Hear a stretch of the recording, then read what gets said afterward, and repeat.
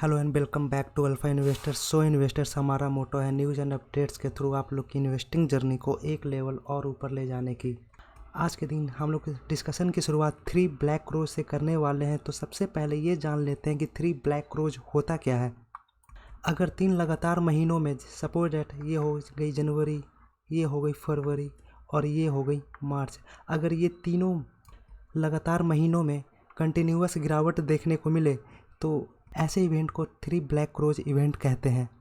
अगर simple language में बोला जाए तो 3 लगातार महीने को लेना है और तीनों लगातार महीनों का जो रिटर्न होगा उन सभी का रिटर्न नेगेटिव में ही होना चाहिए। तो इसे हम लोग चलिए एक लाइव एग्जांपल पर लेकर चलते हैं, जहां पर सबसे पहले हम लोग निफ्टी 50 के चार्ट पर आ गए हैं और आज के दिन निफ्टी 50 में लगभग 0.85% की तेज़ी देखने को मिल रही है। लेकिन इसे रिलेट करते हैं 3 ब्लैक रोज के से। अगर 6 महीनों का हम लोग चार्ट ओपन करें तो आप लोग क्लियरली देख सकते हो कि लास्ट 3 महीने का इन कंटिन्यूस गिरावट में ही होते हुए देखने को मिल रहा है और ऐसे इवेंट को ही 3 ब्लैक रोज इवेंट कहते हैं। तो जब भी इन 3 कवों का इवेंट देखने को मिलता है तो उसके बाद मार्केट का रिएक्शन क्या होता है, तो चलिए इतिहास के पन्नों से कुछ देखते हैं। तो आप लोग क्लियरली देख सकते हो कि 2011 में आप लोग देख सकते हो जुलाई से सितंबर के बीच में 13% मार्केट गिरा था और उसके अगले एक महीने में 9% की रैली आई थी। आप लोग 2012 में भी सिंपली देख सकते हो मार्च से मई के महीने के बीच में लगभग 8% मार्केट गिरा था और उसके बाद 7.5% की तेज़ी सिर्फ अगले महीने में देखने को मिली थी। अगर हम लोग लेटेस्ट की बात करें तो अप्रैल से जून 2022 तक की बात करें तो लगभग 9.5% मार्केट गिरा था और उसके अगले महीने में लगभग जो तेज़ी देखने को मिली थी वो 9.26% की तेज़ी देखने को मिली थी। तो सिंपल लैंग्वेज में बोलूँ तो अगर जब भी मार्केट लगातार 3 महीने गिरता है तो उसके बाद जो चौथा महीना आता है उसमें मार्केट में बहुत बड़ी तेज़ी देखने को मिलती है। अब देखना ये है कि इतिहास क्या खुद को इस बार दोहराने वाला है या नहीं है।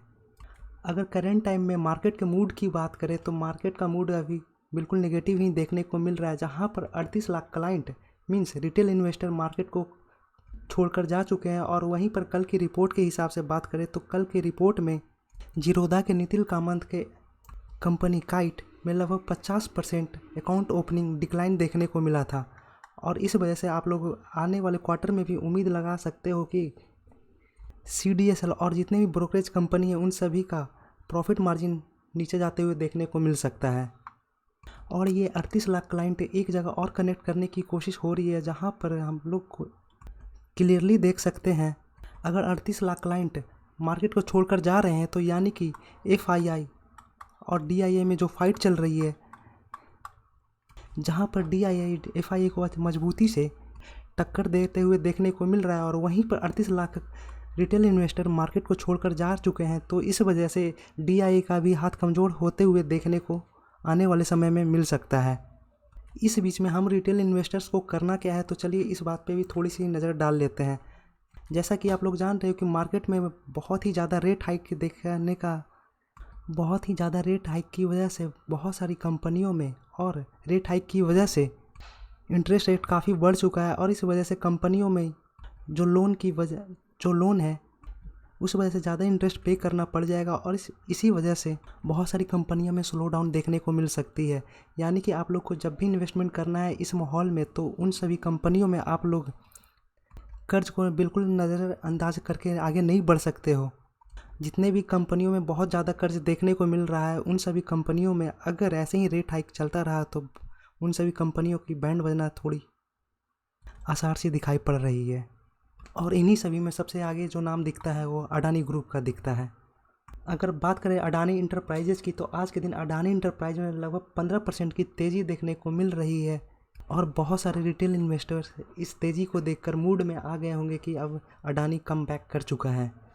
लेकिन जब तक अडानी पे जो हिंडरवर्क का इल्ज़ाम लगा है उन सभी इल्ज़ाम को जब तक क्लियर ना किया जाए तब तक अडानी का कम बैक करना मुश्किल है। अगर कोई स्टॉक टॉप से 30, 40, 50% गिर जाए तो उसमें 20-30% की उछाल आना एक आम सी बात हो जाती है और इसी उछाल में एक रिटेल इन्वेस्टर फंस जाते हैं। आप लोग एक बात बिल्कुल याद करके रख लो, जब भी कोई स्टॉक में अनसर्टेनिटी देखने को मिलती है वो स्टॉक ऊपर तो ज़रूर जाएगा, लेकिन ऊपर के पॉइंट पे वो सर्वाइव नहीं कर पाएगा। मीन्स वो ज़्यादा देर तक टिक नहीं पाएगा, उसके बाद उसमें गिरावट आना वाजिब है। और अडानी स्टॉक में जो अनसर्टेनिटी देखने को मिल रही है वो अनसर्टेनिटी की वजह है हिंडरबर्ग। और इस चीज़ को आप रिलेट किसी भी स्टॉक में कर सकते हो जहाँ पर भी किसी तरह का इल्ज़ाम या फिर कोई केस में या फिर बहुत बड़ी केस में कंपनी फंसी हुई रहती है, तो वो कंपनी आगे बढ़नी थोड़ी मुश्किल हो जाती है। ये आगे बढ़ने के मीनिंग मैं क्लियर कर देता हूँ। आगे बढ़ने का मीनिंग अभी मेरे टर्म में जो हो रहा है वो है स्टॉक प्राइस का आगे बढ़ना। जब भी कोई स्टॉक में अनसर्टेनिटी के बीच में फंस जाता है तो उस स्टॉक में स्टॉक प्राइस का ऊपर जाना बहुत ही ज़्यादा मुश्किल हो जाता है। अगर वो किसी तरह ऊपर चला भी जाए तो उस पर सर्वाइव नहीं कर पाता है। बात करें एयरटेल की, तो आज के दिन एयरटेल में लगभग 1.11% की तेज़ी देखने को मिल रही है। और बड़ी अपडेट ये है कि 2023 में एयरटेल रेट हाइक करने वाला है। रेट हाइक की वजह से कंपनियां तो खुश हो जाती है, उसके शेयर होल्डर भी खुश होते हैं, लेकिन कंज्यूमर के लिए ये एक दुख की बात होती है। बात करें चाइना की, तो चाइना में सब कुछ रीओपन हो चुका है और इस रीओपन की वजह से क्रूड ऑयल के प्राइसेस में एक उछाल देखने को मिल रही है। और जब भी क्रूड ऑयल के प्राइस में उछाल देखने को मिलेगी तो सबसे ज़्यादा तकलीफ केमिकल सेक्टर को होने वाला होता है। बात करें टाटा मोटर्स की, तो आज के दिन टाटा मोटर्स में 1.28% की तेज़ी देखने को मिल रही है। और आज ही के दिन टाटा मोटर्स का फरवरी मंथ का सेल्स रिपोर्ट सामने आते हुए देखने को मिल रहा है। जैसा कि आप लोग देख सकते हो कि डोमेस्टिक सेल्स में लगभग 6% की ग्रोथ देखने को मिल रही है। और वहीं पर अगर हम लोग बात करें कॉमर्शियल व्हीकल में, तो कॉमर्शियल व्हीकल में लगभग -3% का नेगेटिव सेल, यानी कि 3% की गिरावट देखने को मिल रही है। लेकिन हम लोग जो इन्वेस्ट कर रखे हैं टाटा मोटर्स में, उसका रीज़न ईवी है। तो ईवी में अगर हम लोग देखें तो ईवी के सभी सेक्टर में एक अच्छी खासी ग्रोथ देखने को मिल रही है। अगर टाटा मोटर्स की ही बात करें तो टाटा मोटर्स ने लॉन्च कर दिया है इंडिया में व्हीकल स्क्रैपिंग।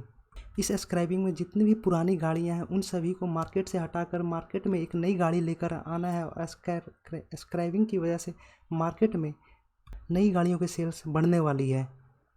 बात करें एक्सिस बैंक की, तो आज के दिन एक्सिस बैंक में 2.4% की तेज़ी देखने को मिल रही है। और वहीं पर एक्सिस बैंक में आज के दिन ही सिटी बैंक के साथ जो एक्विजिशन था वो पूरी तरह से कंप्लीट हो चुकी है। और इसी के साथ जितने भी सिटी बैंक के कस्टमर थे वो सभी कस्टमर्स एक्सिस बैंक में जाकर मर्ज हो चुके हैं। अगर रिलायंस की बात करें तो आज के दिन रिलायंस में लगभग 1% की तेज़ी देखने को मिल रही है। और आज ही एक बहुत ही बड़ी ब्रेकिंग न्यूज़ आते हुए सामने देखने को मिल रही है, जहां पर रिलायंस एक नए सेक्टर में इंटर करने की कोशिश कर रहा है। और ये कोशिश किस सेक्टर की है, तो वो सेक्टर है रियल एस्टेट। तो रियल एस्टेट में एक बहुत ही बड़े हाथी का आगमन हो चुका है। अगर आज के दिन आईटी सेक्टर की बात करें तो आईटी सेक्टर में ऑलमोस्ट सभी कंपनियां हरी में ही दिखाई दे रही थी। और वहीं पे टेक महिंद्रा की बात करें तो टेक महिंद्रा में आज के दिन 2.39% की तेज़ी देखने को मिल रही है। और टेक महिंद्रा और माइक्रोसॉफ्ट के बीच में जो 5G के लिए बॉन्डिंग हुई थी वो बॉन्डिंग और ज़्यादा स्ट्रांग होते हुए देखने को मिल रही है। इससे आने वाले समय में 5G में भी टेक महिंद्रा काफ़ी ज़्यादा लीड करते हुए देखने को मिलेगा। बात करें इन्फोसिस की, तो इन्फोसिस आज के दिन इन्फोसिस में लगभग 0.63% की तेज़ी देखने को मिल रही है। और जो अपडेट देखने को मिलती है कि कोटक महिंद्रा एएमसी के तरफ से एक कमेंट्री जारी होते हुए देखने को मिल रही है, जहां पर इस कमेंट्री में बोला गया है कि जितने भी बड़े आईटी कंपनी है, मींस टीसीएस, इन्फोसिस, विप्रो, इन सभी में आने वाले क्वार्टर में रिसेशन के बावजूद भी एक अच्छे रिजल्ट पोस्ट करने की उम्मीद जताई जा रही है। अगर रिजल्ट अच्छे ना भी आए तो इन सभी कंपनियों में गिरावट एक अपॉर्चुनिटी के साथ आते हैं, जहां पर इस गिरावट को आप लोग बिल्कुल एक्युमुलेट करके आगे बढ़ सकते हो। तो चलिए फिर मिलते किसी और वीडियो में। Thank you for watching.